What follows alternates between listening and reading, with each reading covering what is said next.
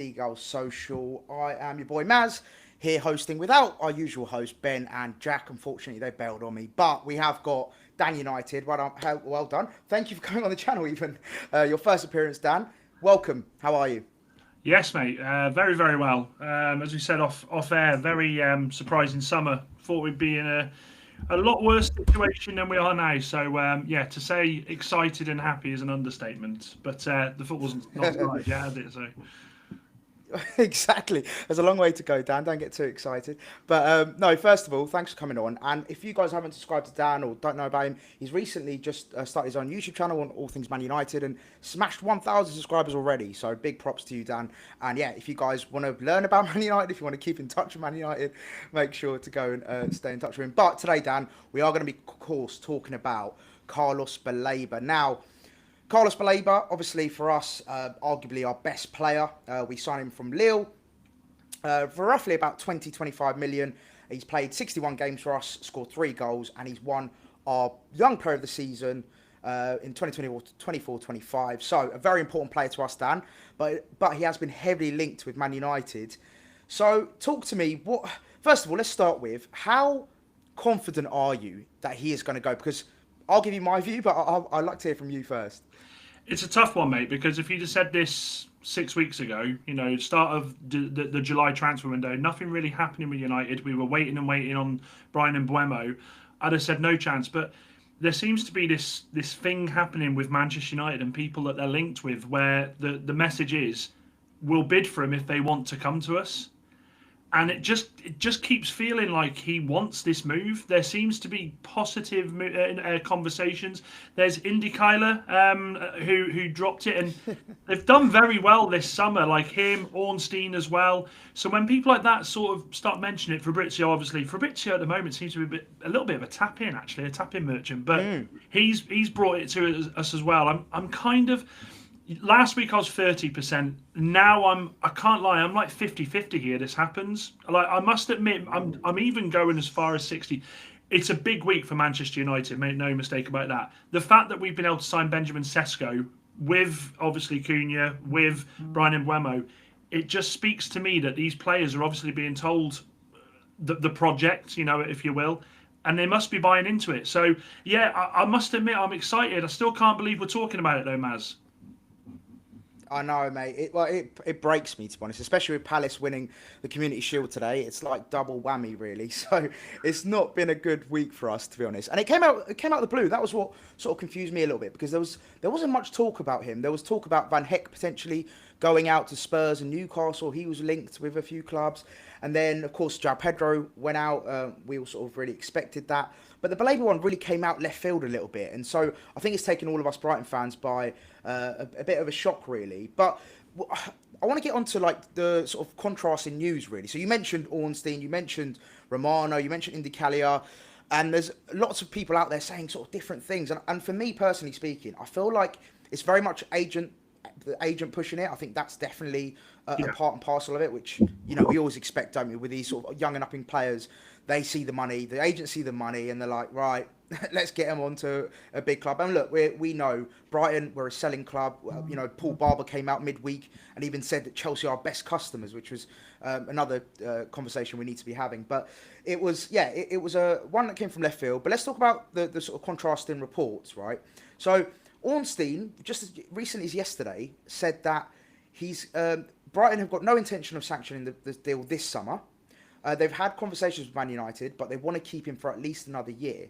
But then an eagle-eyed Man United fan did say that on the 3rd of August, Brighton came out and said that Caicedo won't be for sale in 2023.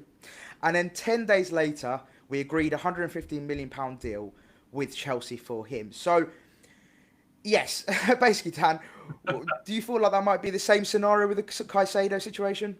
Yeah, I mean, potentially. The thing that, and this is what I love about Brighton, because Brighton, as a football club, I don't know how you do it. You find these players, you do it season after season.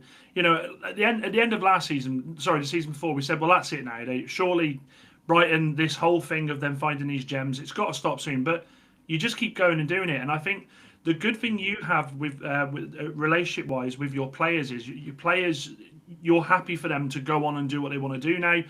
At this point in time, is the move right for Baleba? Well, you'd have to say, going on last season, well, probably not, because Manchester United was so far off European. I mean, we were 15th, so far off being anything. But there does seem to be things just sort of switching now. I'm the same as you. You see some reporters come out and say absolutely no chance, but then you've got the ones that keep coming back and saying, look, the player wants this, the agent wants this. The thing I think that obviously I didn't realise until we were linked with him is how much he's on a week. He's on 12.5 grand a week. I'm not sure about this. I have read the same reports. I'm not 100% convinced. It can't be right. Like 12.5 grand is, isn't it? Yeah, I think, again, I don't know for sure. I don't know the facts in terms of like the wages, but I'm assuming he'll be on the regions of about 30 to 40. Like, that's the least you can expect. But I have heard those rumours of 12 grand a week, which to me sounds mental. If that is true, that's insane. For that calibre of player to be on 12 grand a week, and I can completely understand if then Man United offer him, probably in the regions of 100 grand a week or whatever it might be. So, yeah, it's an insane wage to be on if that is the case, but I'm not sure how much I believe it, to be honest. So, we'll see what happens. But you're right, though, in terms of talking about replacements, someone in the chat, Mark Cohen, mentioned it. Yalkoi, we've got Malik Yalkoi, who's a really young, raw talent. Looks like he might go out on loan, but again, he's like probably the Baleba replacement in the future for sure. So, just quickly on that, big shout out to everyone in the chat. No Fraser, Gaetan Bong, Mark Cohen, Al, thank you so much for tuning in. Make sure you engage as much as you can, and we'll obviously be taking questions as well. So, but yeah, Dan, I just wanted to move on as well, just in terms of the fee that's been reported. It's been around 100 million, the asking price. That's what Brighton have set. Now, I want to ask you, where is your money coming from? Because obviously, like you said, you bought Benjamin Sesko, you bought Cunha, you bought Mbeumo. What's the outlay at the moment for Man United as it stands? It's not as much as you'd think, Maz, because I think it turned out that they put the Cunha deal on last year's PSR. It turns out that was done before the 1st of July. So the outlay at the moment, I mean, obviously Sesko was a down payment of around 63 million. Mbeumo, we're paying that in instalments. Mate, we've just got the best very account known to man, it seems, at the moment. This money seems to be coming, but again, we see in the news with Manchester United, I know we've got the players that are there that we're trying to get rid of. It looks like Rasmus Højlund's due to go now, which, I have my reservations on that. I think at him and Xerxes, I think I'd have rather kept him. But you've got him to go. Garnacho will go to Chelsea. We all know that. It's the worst kept secret. Anthony to Betis. That was that's a mess in itself, because they want to do a loan, we want to do full transfer. But I kind of feel like Manchester United with this signing are maybe looking at, right, we'll pay it in the hope that we are going to sell these players. I mean, look, if we don't sell the players, say we bring in Baleba for 100 million, and then at the end of the transfer window, we've loaned out Anthony, we've loaned out Sancho, we've loaned out Malacia. We're kind of sitting there, and I think there will be different questions to be had. But I mean, look, let's make no mistake about it. Manchester United as a selling club this summer have been abysmal, absolutely abysmal. So at the moment, I think a lot of us fans are operating on blind faith. Ineos have done well with the players they've bought. I saw a really interesting article the other day that said the average age of the player they've brought since they've come in is 22 and a half years old. So they're doing things the right way. Yeah, I mean, look, we all have our thoughts on what Ineos have done behind the scenes, but actually, this transfer window, after Barada coming out and saying he wanted the Project 150 of us challenging for the title or winning it in 2028, I laughed. But the players that we're bringing in, it piques your interests. Now, for me, I don't think we're anywhere near the finished article, and I don't think Manchester United are in any danger of being back in a Premier League title race or even a Champions League race. But I think they're making the right moves the right way at the moment, and Baleba for me is so important in how we move forward, because we've got a situation where Bruno Fernandes is a case of Bruno Fernandes and somebody else in that midfield too. Well, the three people he's got that he can play with, Mainu's not there yet, Casemiro's 170 years old, and Ugarte, I think I'd do a better job at BDM, absolutely terrifies me. So it's how much Manchester United want the deal though, man, isn't it? That's what it boils down to. Yeah, no, that was going to be my question. It's like, how much would you be not happy with? Because obviously you just say, yeah, we want him 30 million. But like, what do you think is a realistic transfer fee? Because we, as a club, so just for context, I actually when I was on the overlap, I got asked about Baleba, and I said I think he's a £150 million player, and people laughed at me. This was about a year ago, and people laughed. But now we're getting quoted about 120 million, which isn't far off what I said. So it's funny how much he's grown and how much he's got better. But in terms of the transfer fees, quoted, it's not far off that sort of 100 million to 120 million. But from a Man United perspective, do you guys have the 100 million or 100 million plus to spend? And what do you think would be a fair package for Carlos Baleba? The talk is around the club, and look, it differs with different accounts that you go to, but the talk is that they do have the money to do this. A fair price. I mean, this is the problem, isn't it? Because Manchester United and signing players for big fees go together like chocolate in a frying pan. It just doesn't go. We've done this so many times and but it's the wrong type of player. With Baleba, you look at a kid there who has the right mentality, the right attitude when it comes to playing football. His footballing ability, Maz. I remember you talking to me about him on 12th Man last year, mentioning how this kid's going to be incredible, and I sort of went, okay. In fact, I remember you weren't bothered about Caicedo going. You were like, we've got Baleba, it's fine. Yeah, and exactly. watching him throughout the season, mate, I'm just like in awe. This guy is incredible. So, absolutely want him. Fee structure wise, it wouldn't surprise me if United try and go in with the add-ons. I think that's what they've done a lot this season. But again, you guys, you don't have to sell unless you get to a situation where Baleba comes out and says, "Look, I ain't playing for this club," which I don't think he'll do that. He doesn't seem that type of boy, to be fair.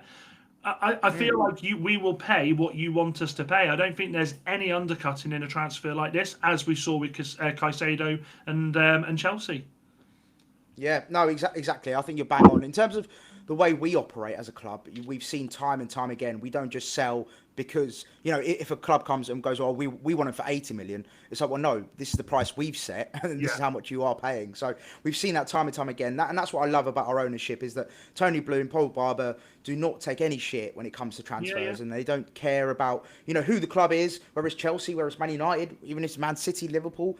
You're all getting the price that we want for that player. So, I'm very confident that, it'll be about 120 million because, or around that with add-ons because, in my opinion, he's just as good as, or if not a better player than Moises Caicedo. So if we're selling him for 115, then why are we not getting exactly the same or more? But Maz, here's the thing with that. Here's the thing as well. This is why Manchester United have to do it this summer. If they don't do it this summer, there will be bigger clubs next season that will come in for this player. I think United are very fortunate this summer where a lot of the big boys have gone out there and done a lot of business early. We saw Arsenal do it. We saw Liverpool do it. We saw City do it. Chelsea have done it. This is kind of like, dare I say, with no disrespect, a free hit. This is a free hit, a free run for us to go and get this player without the big boys coming. If we wait 12 months, which is what you guys want, and quite rightly so, you want as much money as you can for your player, then I feel like we'll probably fail, and I don't think Baleba will come anywhere near us then. So it's a tricky situation for United, and the other problem is as well now, because we've obviously said our interest in him. Manchester United haven't really operated on a plan B scenario this season. Yeah, okay, you could say about Delap and Gyökeres and all that malarkey, but other positions we haven't, and we've kind of shown our hands here. So if we do go for Baleba and he doesn't end up coming, well then any other midfielder we go for, the price is going to be high. So Manchester United absolutely have to get it right. They have to get it right. Now, they've done okay with the transfers so far this season. Brentford with Mbeumo was a bit of a mess, as Newcastle are finding out now. But it's going to be interesting, mate. It's going to be a long one.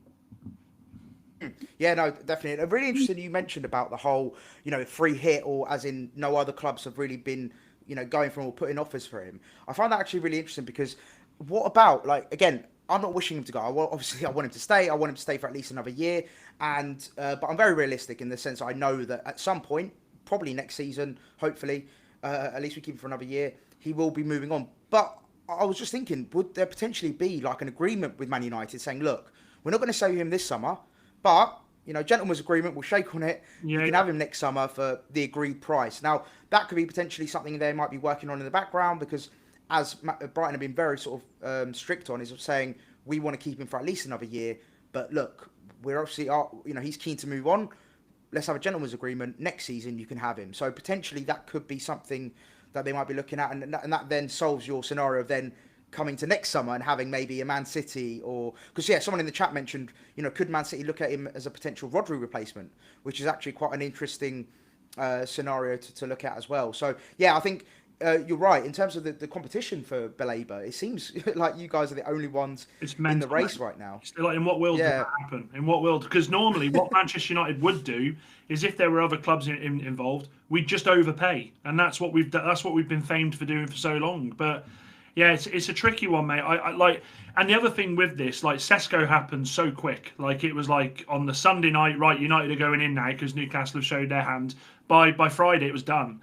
This, if it does happen, this will go all the way through the rest of the transfer window. I mean, you say all the way, but I mean, we've only got 3 weeks left, haven't we? But this will Yeah. be the ongoing one now, because Manchester United, other than a goalkeeper, this is the only position now that they are absolutely hell bent on sorting out, and they absolutely need to, because at the moment with our midfield, it's all fair and well having the attacking prowess that we've got up there, but if you've got nobody in the midfield that can do the work, well then it's pointless, because you just get cut through. So it is a lot more important than Manchester United are making out, I think. Yeah, no, definitely. I think it's one of those transfers that, well, transfer sagas that I don't want dragging on. I know you said it's only 3 weeks left, but that's kind of like, for us as a Brighton fan, that's just going to feel like an eternity going into those final 3 weeks, because you just want clarity, don't you, as a fan? And we got a group chat with lots of like different fans, and also I was speaking to Pete, the Newcastle fan, and I was saying, like, he's had a terrible transfer window, but again, that Isaac transfer saga just seems to be just dragging on and on and on. Yeah. And they just probably want clarity whether he's actually going or whether he's going to stay. And it's the same for me. Is Baleba going to stay? If he does, obviously, absolutely brilliant. But if he is going to go, then yeah, can we get it sorted as soon as possible? Get fees agreed, and get him over to you guys. It's a different one though, isn't it, for you guys? Luckily, because as I say, Baleba doesn't seem the type of guy that's like. There's been no mention of him. I know he missed the game with a injury, and that did pique my. I must admit, I want to talk about that. When I saw that, I thought, "Oh, hang on a second." But there's been no. Of course you did. But there's been no noise like the Isaac one, has there? Like the Pete. We know Pete very well, and bless him. I don't think any Newcastle fan expected their transfer window to be as poor as it has been so far, but it's just different. Like United at the moment, there's no talk of Baleba being upset with Brighton. There's a massive respect from him and the club. And look, in his eyes, I suppose it's best of both worlds. Yes, if it could happen this summer, he could go on and play for Manchester United, and that's fine. But he absolutely knows that next summer, get his head down, there's going to be so many more clubs. So he's in a win-win situation. And again, I go back to the structure that Brighton have. Brighton are probably one of the most respectful clubs in the Premier League when it comes to transfers, because you bring these players in, but you set your plan out from the start with them. They know exactly what's happening. Yeah, come here, showcase your talents. If you want to go on, you go on. It's a bizarre setup, but it's just such a brilliant setup in that sense, isn't it? Yeah, no, 100%. And like I think you mentioned earlier, we always seem to have a replacement. And interesting, actually, someone just said, like, who would we buy that would be better? And Martin Reddin, I agree with you. There isn't many. I think that's my biggest worry, is if we lose him now, who then? And I know we got options. We have got options. We've got Hinchell, we've got Ayari, we've got Weaver who can play there. We have got options that are ready made to come in, but they're not on the level of Carlos Baleba, which is the big frustrating factor. So yeah, that's my biggest concern, is that, great, if we do get 110 million or whatever it might be, or 100 million plus, it's then who do we get who's a ready-made replacement? Probably no one. I've got the answer. I've got the answer for you. Go on. Ugarte? No, I was going to say Casemiro, mate. You can take him. It's fine. Take him. I'll tell you what, we'll give you 3 for 1. We'll give you Casemiro, Ugarte, and we'll chuck in Anthony as well. There you go. Do you know what the annoying thing is? Mate, the annoying thing is, you'll take those players, you'll probably do something with them and sell them for profit anyway. It just baffles me. We'll recoup the 100 million you spent on Anthony, whatever it was, 90 million.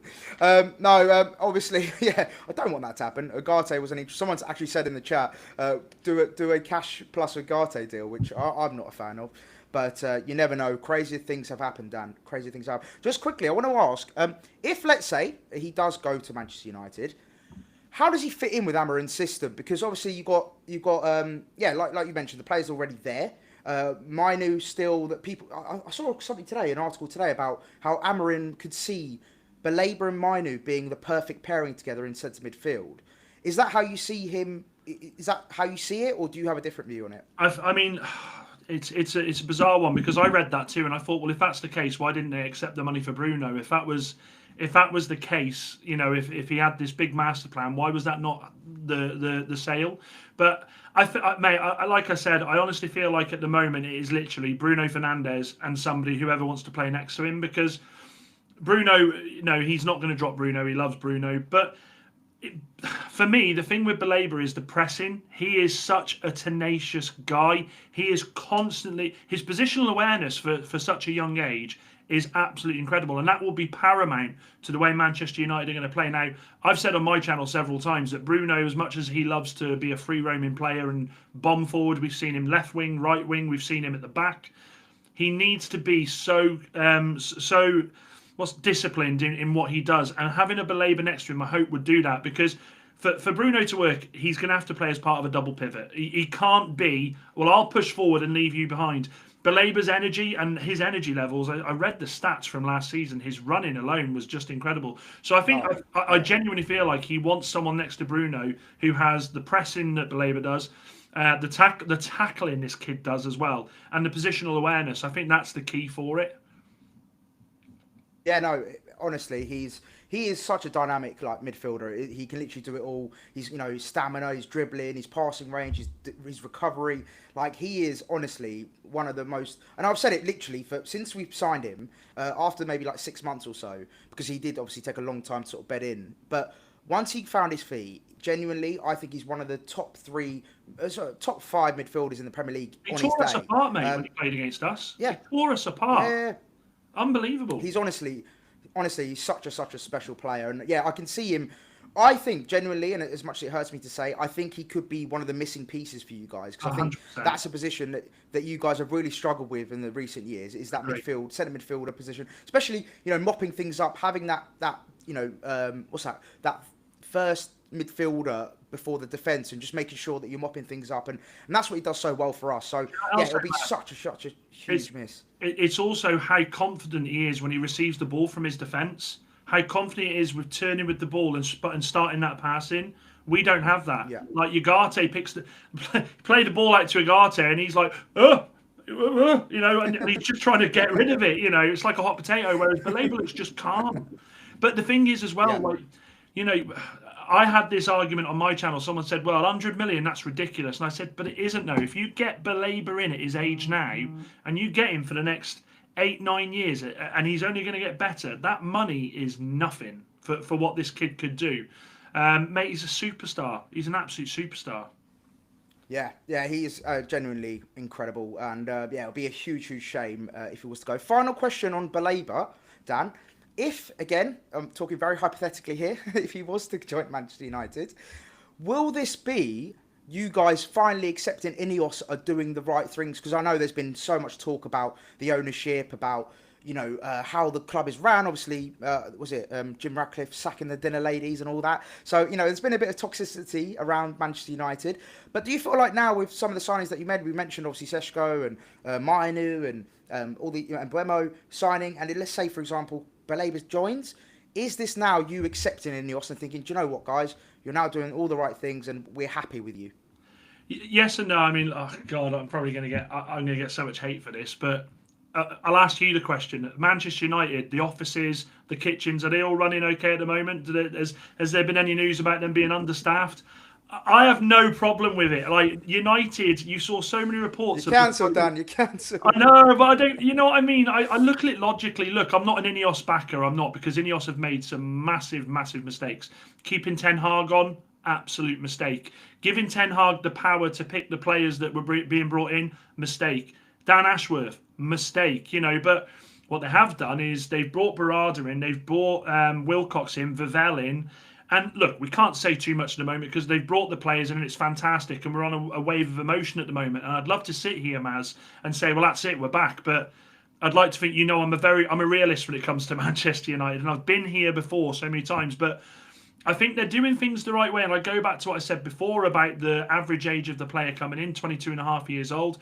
They're pretty much looking at people they can bring in that not just do anything right now, but can be the future, the building blocks. Carrington looks absolutely incredible. That was something that Ronaldo moaned about, obviously, when he famously left.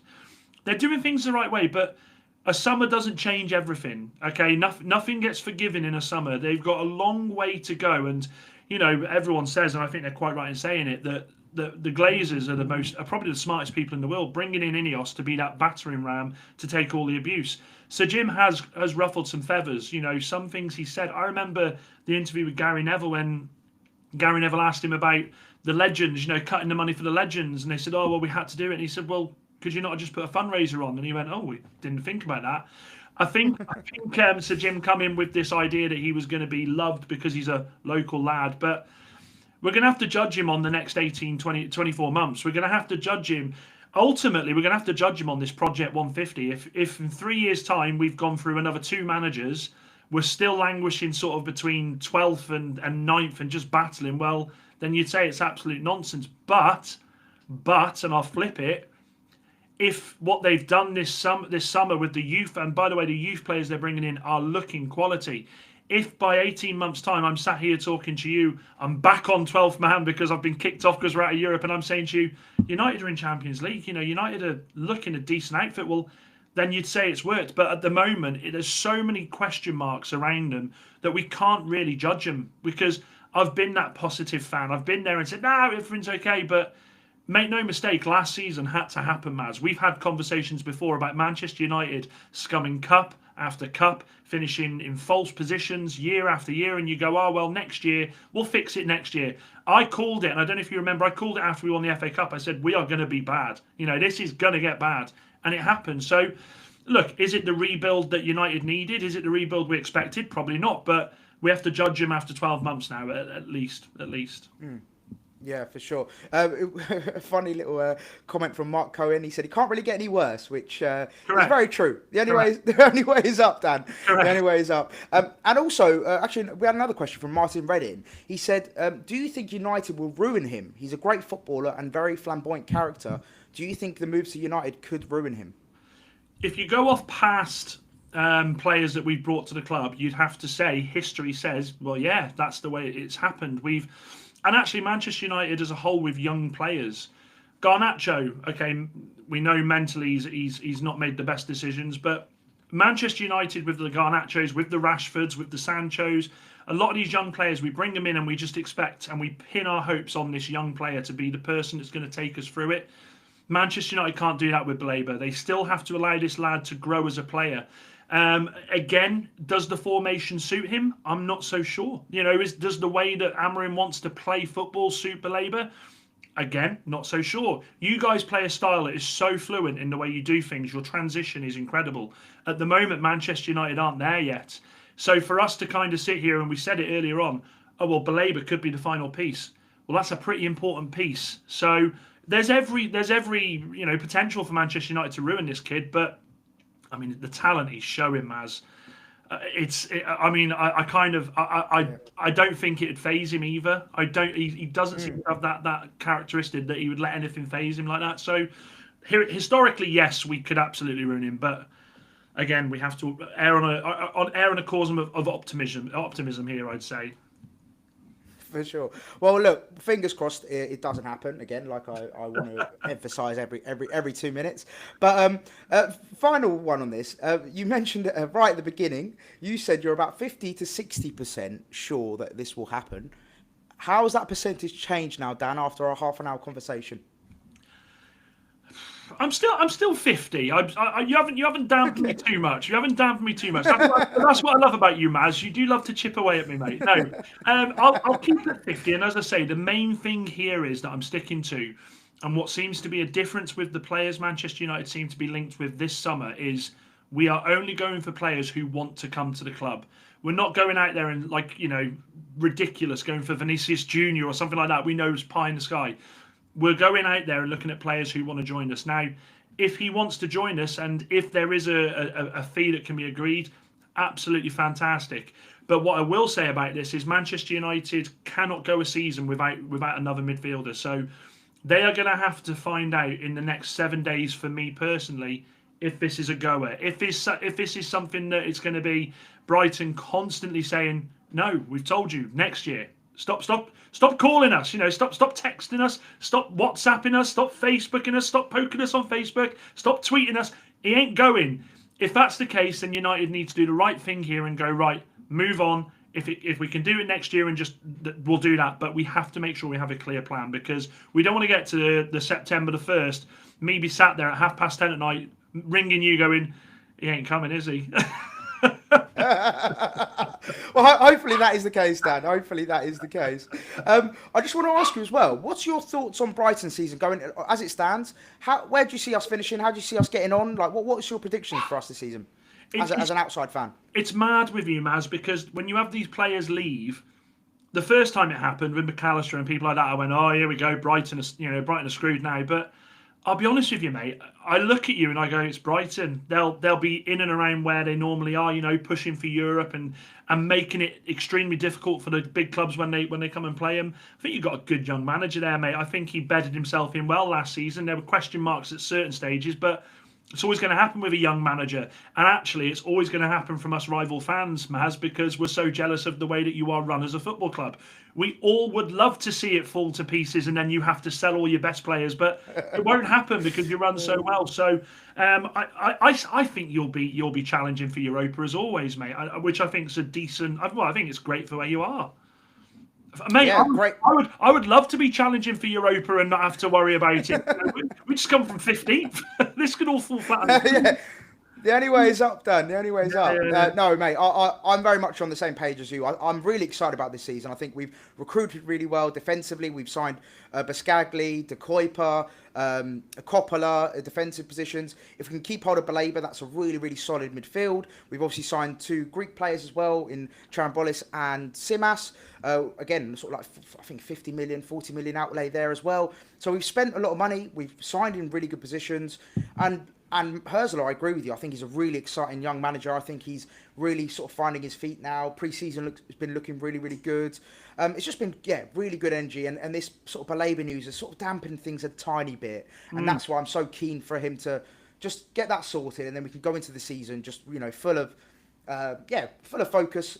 Go in and do what we need to do and hopefully challenge for Europe. Because, Tony Bloom came out recently saying that he wants us to be challenging for Europe every season. And the only way we can do that is by keeping our best players and going into the season with all our players available. So fingers crossed we can do it. And Carlos Baleba stays for at least another year, and then we'll see what happens after that. But Dan, anything you want to ask me as a Brighton fan, or anything you want to get off your chest, mate, before we wrap up? No, do you know what? The tweet got me a little bit, but I was like, no, do you know what? I'll let it go. It's Maz. No, I suppose. Just for context, anyone who didn't see the tweet, I did say, will Baleba be leaving sunny Brighton for a leaky Old Trafford? So that's a bit of context for you. But a bit of banter, Dan, you know what I mean? It's a bit of just a little prod just for you there. I'm only joking. I will ask you this, though. With the transfers that Manchester United have done, do you look at them and go, they mean business issue? I mean, because for me personally, I think this is one of the best transfer windows we've had in years. What have you made of the transfer window, and what are your thoughts on our season ahead? Yeah, so I really like the Mbeumo signing. I think his output last season speaks volumes. I think he's a Prem-proven player, and he comes into an area that you guys, I think, desperately needed. Similarly to Cunha, my only question mark is his attitude. And, sometimes when he loses his head a little bit, could that be a potential, in a semi-final? Let's say you're in a semi-final and, he loses his head and he gets sent off. It's like that kind of scenario with him. But again, fantastic footballer. He sort of single-handedly kept Wolves up last season. So, again, quality. And again, in an area that you needed. Šeško is a very interesting one. I know he's been sort of, tapped up as a, the next big thing alongside Gyökeres and, some other strikers in the market. I'll be so real. I don't know much about him. But again, young player, hungry to do well. Obviously done very well for Leipzig. I've just got question marks over how he'll adapt to the Premier League. Again, I've never seen him play and how he's going to get on. But I think you've done really good business. I feel like, again, if you get Baleba, that'll be huge. That'll be a massive statement of intention. And then, going into next season, or this season even, I think you genuinely, if you sign that midfielder and potentially get Rumour in, I know you've been sort of linked tentatively with Rumour in goal, I genuinely think you'll be up there. I think you'll be battling for top 6.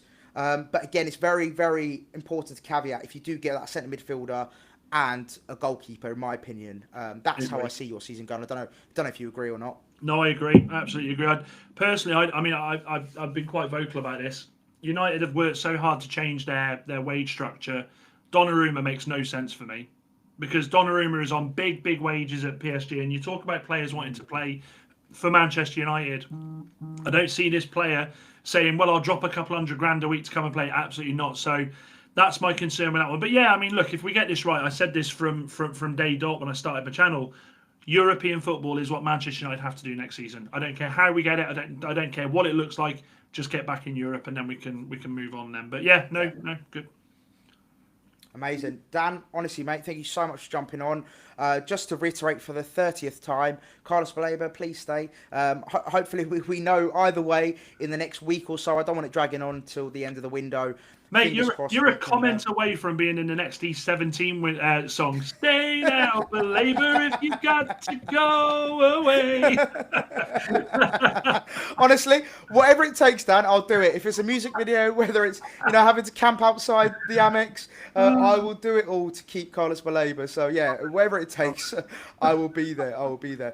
But no, guys, I know a few people have mentioned they don't want to be keeping up with Man United, but if you do, of course, Dan has been a brilliant guest. So yeah, make sure you go check out his channel. Like I said, he's done an incredible job to get to 1,000 subscribers already. In only, was it over a month, Dan? Just over a month, yeah. We've been just going shy of a month and a half, which is brilliant. But it's because of the advice I've had from the likes of you, from all the boys from Football's 12th Man, and it really shows that this is a football community. There's Manchester United, Brighton, Arsenal, but we are a football community, and we're a very good one. So, and long may it continue. No. Love that. And just quickly, actually, just reading a couple of the comments. I see Man United fighting for Champions League next season, but please still don't sell Baleba. Top 6 is a mad shout.